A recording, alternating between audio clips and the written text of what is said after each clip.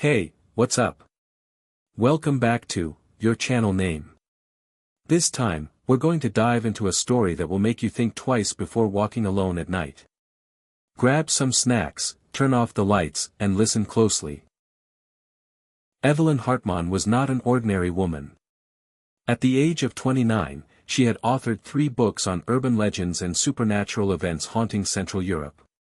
Her solid academic background in history, coupled with her deep interest in the unknown, had taken her to places others feared to even mention.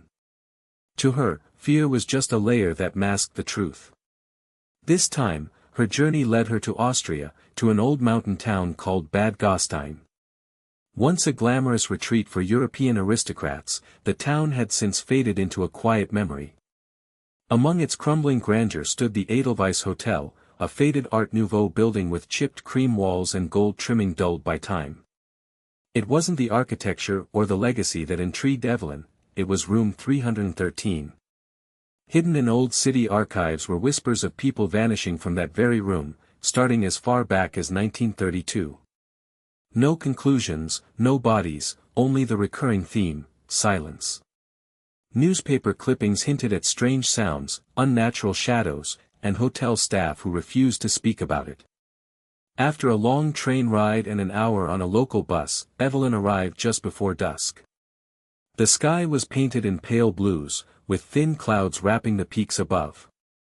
The hotel loomed still, like it had been holding its breath for years.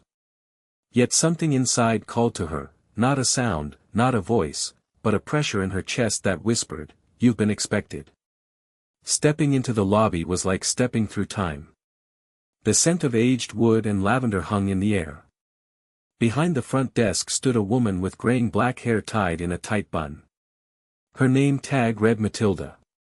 Her smile was broad but her eyes remained still, unblinking, as if seeing Evelyn for the second time, not the first. There was something eerie in her welcome. Not rudeness, but a kind of overfamiliarity. As if she had read Evelyn's story long before it began. When Evelyn mentioned her reservation, Matilda didn't even check the registry, she simply nodded and suggested room 305 instead. But Evelyn asked for 313. Matilda's reaction changed in an instant. Her face dropped slightly, though she masked it well. Before she could say more, a tall man in a black suit stepped out from a side door, Gerald Klein, the manager. His presence was calm, almost too calm. His voice, when he greeted Evelyn, was polite but carried a coldness beneath the formality. Neither of them questioned her decision to take the room. They simply handed her the old-fashioned key, with a silver Edelweiss flower as its handle, and watched as she walked toward the stairs. Room 313 was at the very end of the third-floor hallway. The corridor was unnervingly quiet, carpeted in thick maroon that absorbed every footstep. As Evelyn turned the key, the old door creaked open with a reluctant groan. The room inside was large, colder than expected, and filled with a damp floral scent. A tall window overlooked the pine forest, and in the corner sat a small fireplace that oddly still emitted warmth, though no flames danced within. There was a stillness in the air, heavy and thick. Light filled the space, but corners of the room remained inexplicably dark. As night fell, Evelyn began to notice the sounds.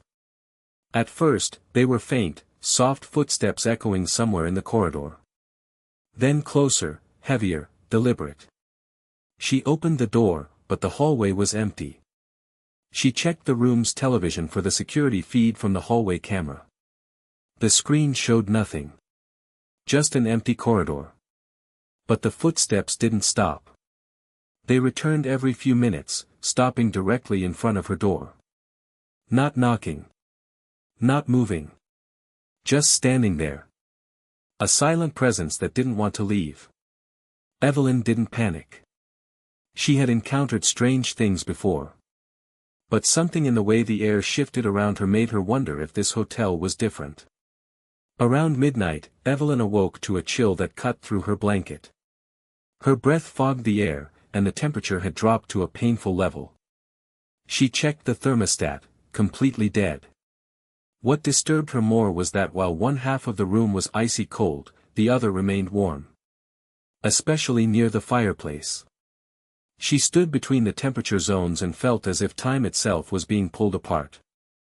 In the bathroom mirror, condensation had formed, though there was no steam. On the surface of the glass, a strange pattern appeared, scratched symbols resembling ancient writing, unreadable and almost desperate. She wiped the mirror, and that's when it happened. A sudden burst of cold surrounded her, and in the reflection, a tall dark figure moved behind her. She spun around, but the space was empty. Nothing but silence. She stared at the mirror again, now clear. It was as if the room didn't want her to sleep. Or perhaps, didn't want her to leave. Morning light never quite reached the room. The sky outside remained an unnatural gray, refusing to warm the world. As Evelyn inspected the walls for structural details, her eyes locked on a painting above the bed, a winter forest in grayscale, lonely and vast. Something about the frame felt off. She gently pried at a loose corner and discovered a hidden compartment behind it. Inside, there was an old black and white photo. A group of hotel staff from decades ago posed stiffly. Bellboys, waitresses, receptionists, all lined up in front of the very same lobby she had entered. One of the young men stood out. A bellhop with hollow eyes and sunken cheeks. Under the photograph were faded names. The one beneath the bellhop read, Anselm. But it wasn't the people that chilled Evelyn. Behind them, barely visible in the shadows, was a tall, crooked figure. A blur where a person shouldn't be. It wasn't a trick of the eye. The smear looked almost intentional, as if someone, or something, was watching them all, from a place between memory and myth. She knew then that this was no ordinary haunting. Something had been captured. Something that had always been there. After a restless night, Evelyn explored the hotel's upper levels under the pretense of research. The fourth floor was abandoned, cordoned off with dusty ropes and signs claiming renovation, though nothing suggested any work had been done in years. The doors were sealed with rusted chains, and even the wallpaper peeled like old skin.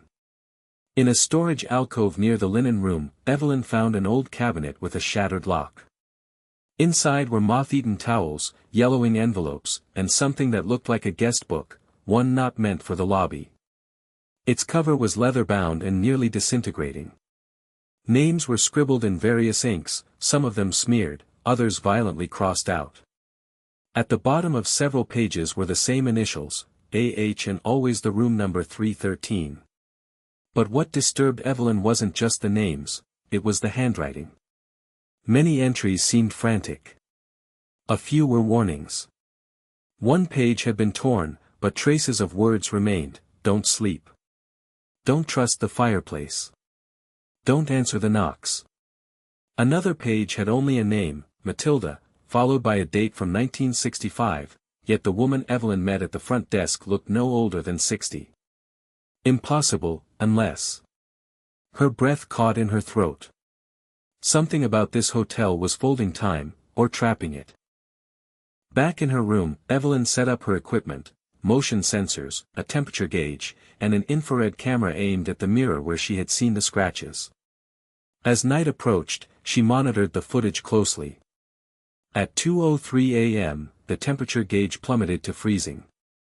The mirror fogged again, without steam. She leaned forward to examine it, and that's when the reflection shifted, not suddenly, but like something sliding into place. A tall man stood behind her. Dressed in an old-fashioned bellhop uniform, he looked directly at her, not at her reflection. Evelyn spun around, but the room remained empty. The infrared footage, however, showed otherwise. A faint outline of a figure moved in the footage, pacing. Then standing. Then watching her as she slept the previous night. The man had no face, just a dark, hollow presence where his eyes should have been. It wasn't just a ghost. It felt like something sentient, waiting for her to understand a language it could no longer speak. Unable to shake the growing paranoia, Evelyn returned to the town's archives the next day. She requested hotel employee records and found a single folder marked Edelweiss staff, 1950 to 1970.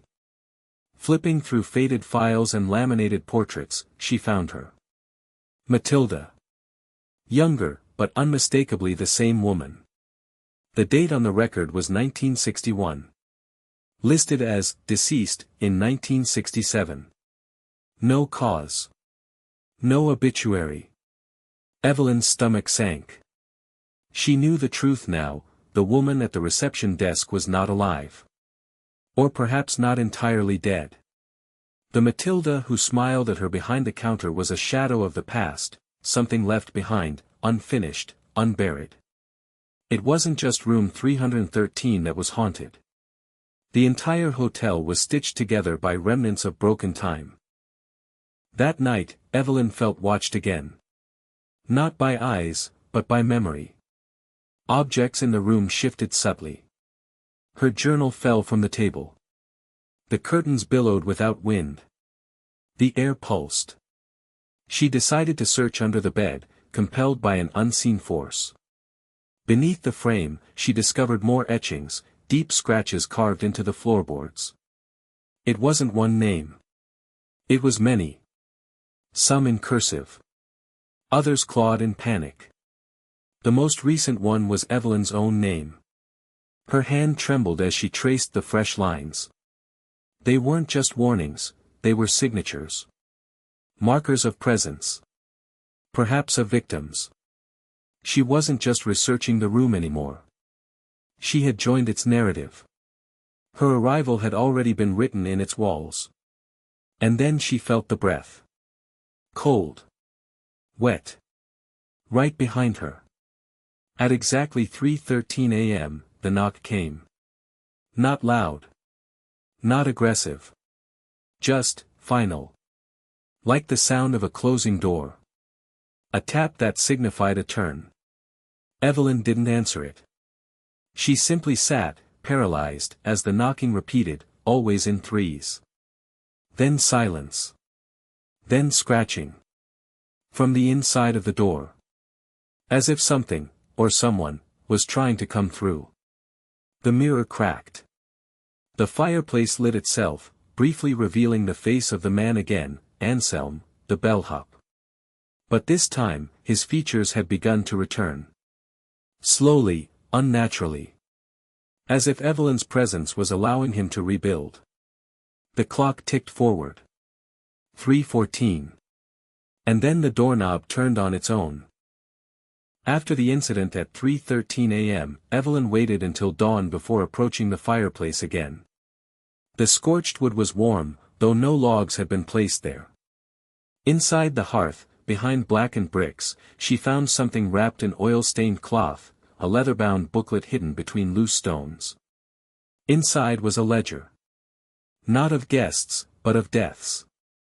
Every page contained a name, date, and cryptic cause. Most entries ended with the words, claimed by 313. Her hands trembled as she turned the pages. Matilda's name was there. So was Anselm. So were dozens of others, including names she'd seen scratched under the bed and inked in the hidden guestbook. She flipped to the last page, blank at first, until her name began to appear, letter by letter, as if being written in invisible ink exposed by the fireplace's heat. Evelyn Morgan. The date was today's. The room had marked her. And something deep within the hotel had acknowledged her presence. Panicked, Evelyn attempted to flee the room. But as she crossed the threshold, she wasn't in the hallway she remembered. The hotel's architecture had changed, corridors stretched longer than before, the wallpaper patterns pulsing like veins. Every mirror reflected something different. Not Evelyn's face, but versions of her in other eras, dressed in different clothes, bearing terrified expressions. Some were screaming, some clawing at unseen barriers, some staring directly at her as if trying to warn her. She understood then, the hotel didn't just trap souls, it mirrored them across time. The rooms, the mirrors, the hallways, they were all pieces of a larger organism feeding on memory and identity. Room 313 was not a room. It was a mouth. And she had stepped into its throat. Running now, Evelyn took the staircase up in hopes of reaching the roof. But somewhere between the 5th and 6th floors, the staircase stopped. Not abruptly, but impossibly, ending at a hallway that was never on the blueprints. This floor was dim, the lights flickering as if drained by the presence of something old. The carpet was thick with ash. Each door was numbered 313. Dozens of them, stretching down both sides of the corridor. The doorknobs twisted and creaked, as if the rooms behind them were trying to open themselves. Whispers filtered through the cracks, overlapping in ancient dialects. She wasn't the first to come here. She wouldn't be the last. This floor was where the hotel stored its failures, the ones who thought they could leave. At the far end of the hall, one door slowly opened. Inside, Evelyn saw herself, asleep. In her own bed. But her reflection in the mirror within the room wasn't moving. Evelyn stumbled backward and ran, somehow ending up back in her original room, the door slamming shut behind her. Her equipment was melted. The footage gone. Her notes were blank. She checked the guest book she brought with her, but now all the entries were gone, save for one. If you find this, don't let them write your name. The fireplace was cold now. The mirror whole. Room 313 looked untouched. As if none of it happened. But Evelyn knew. The hotel didn't haunt with noise or rage. It seduced with silence. It observed. It collected. And it had started to speak her name in the creaks of the floorboards and the soft hum of the light above the door. That evening, as the sun dipped behind the Alps, a soft knock echoed at Evelyn's door. Room service, perhaps. Or Matilda. Or someone else. She didn't answer. The door creaked open anyway. A folded note slid across the floor. Evelyn picked it up. One word was written in elegant ink. Welcome. As the lights dimmed for the final time, Evelyn sat still, understanding now that she had never truly checked into Edelweiss Hotel. She had been summoned. That was our story for tonight. Do you think it's just an ordinary tale, or is there something more to it? Share your thoughts in the comments. Don't forget to like, share, and subscribe so you won't miss the next stories. See you, if you still dare to watch next time.